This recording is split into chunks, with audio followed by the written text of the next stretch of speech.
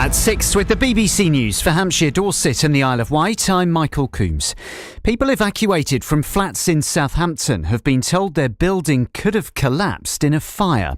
Sundowner Court at Ocean Village has been empty for nearly 2 weeks. Engineers found the steel framework of the building, built more than 20 years ago, wasn't fireproofed. Fixing the issue could take more than a year. Martin Crick lives there. I'm still worried that yet another survey is going to be carried out and they'll find something else and decide they can't sort it out after all. So I'm really looking forward to there being an actual timeline and a programme of work. At 8 with the latest BBC News for Hampshire, Dorset and the Isle of Wight, I'm Michael Coombs.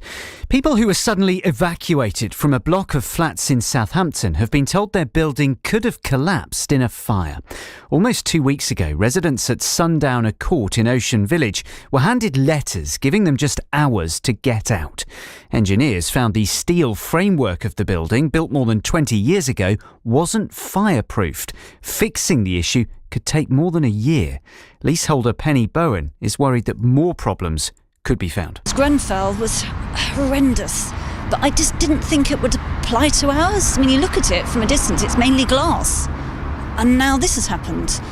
But it's not just the cladding, it's also apparently the fire retardant on the steels. So they're now looking at everything. Read more on the Hampshire section of the BBC News app and website.